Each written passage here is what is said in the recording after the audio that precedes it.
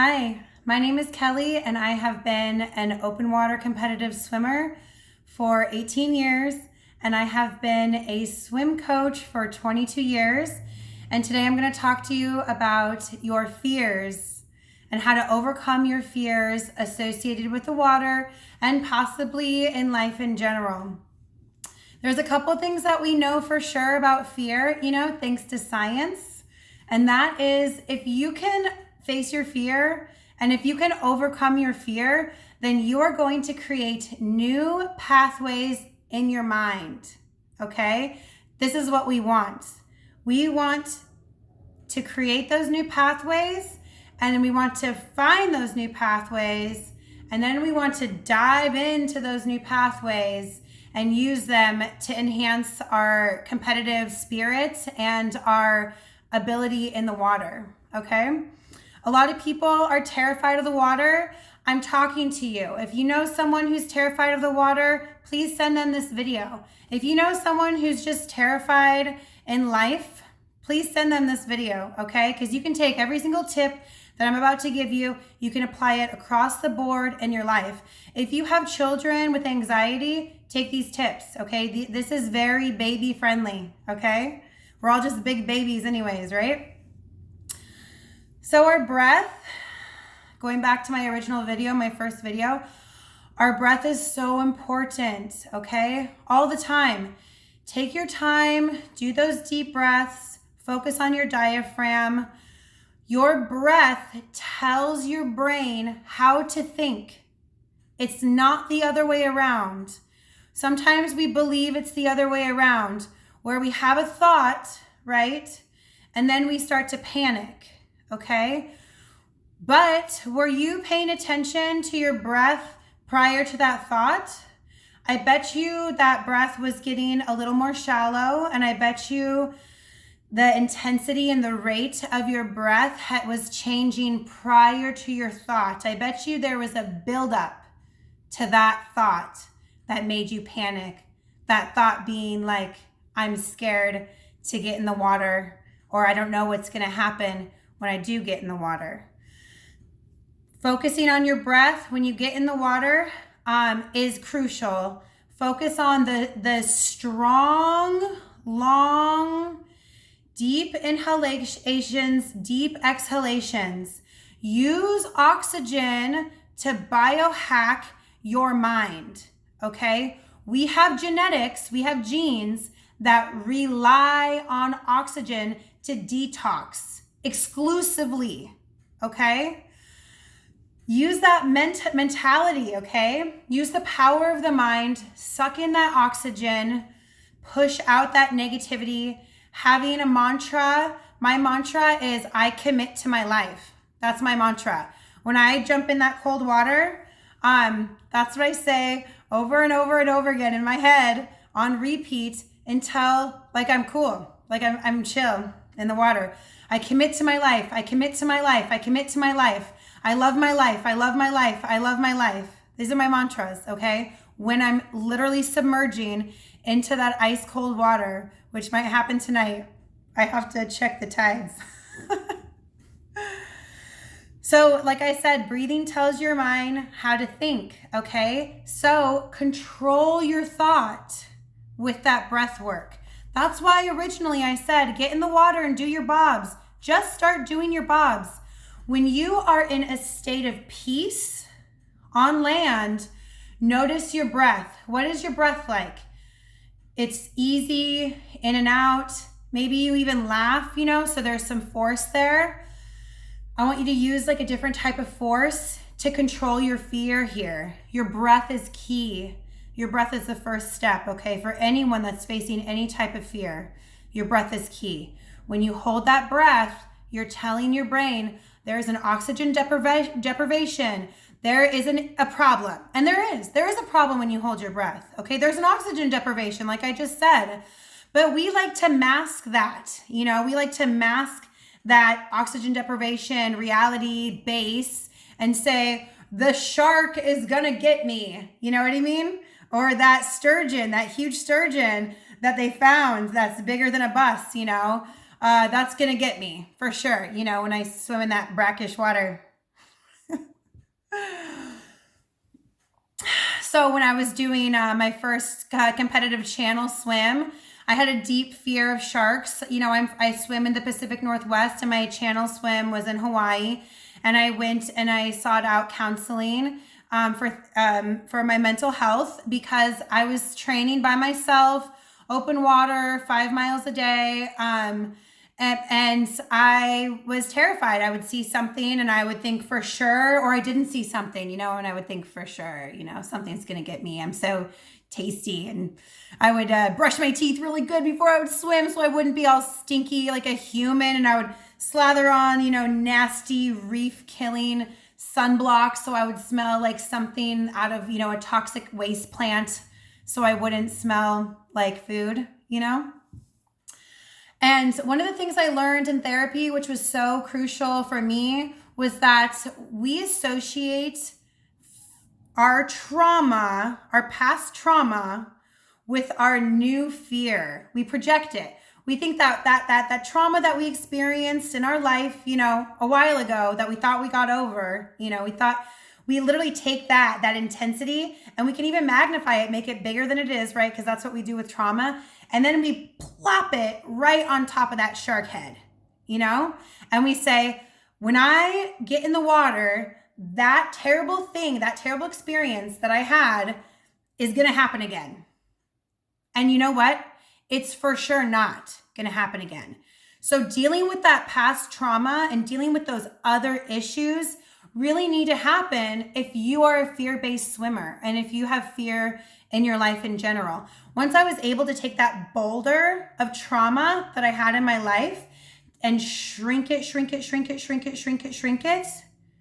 then it's like I took this little tiny cute little crystal and just plopped it on that sharky head. And I was like, that's cute. I can swim like that. I can swim with that. I had to educate myself about sharks. You know, I had to learn about their mating season in Hawaii, and I had to learn about their behavior and things like that. And that all really helped me too, just kind of understand things.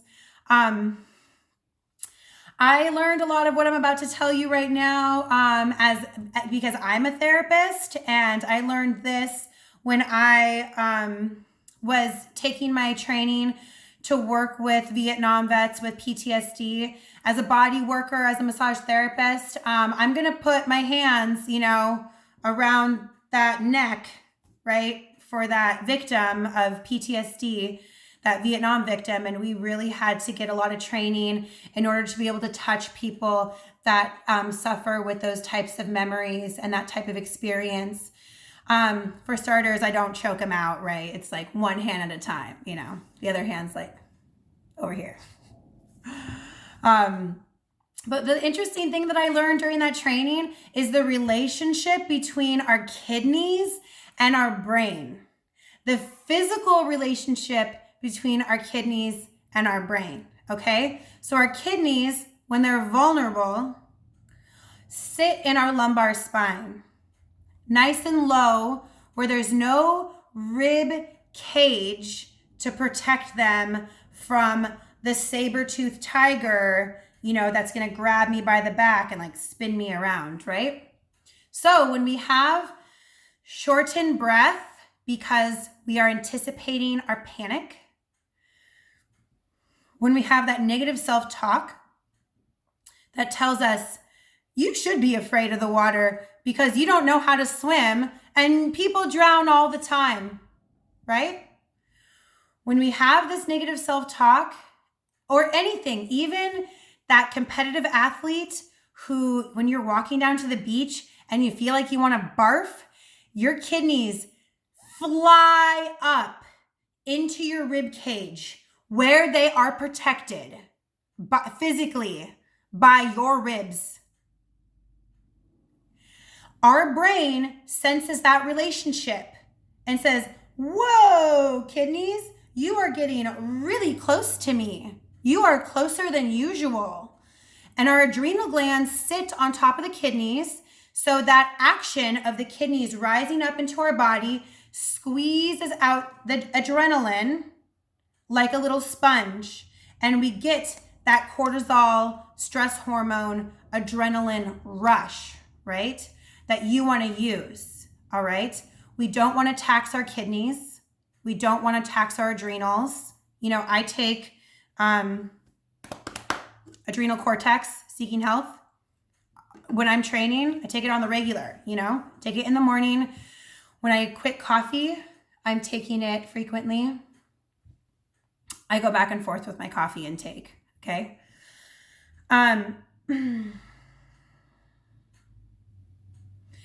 There's an energetic component to the relationship between the kidneys and the brain, okay? So when we're talking about energy, we're talking about vibrations.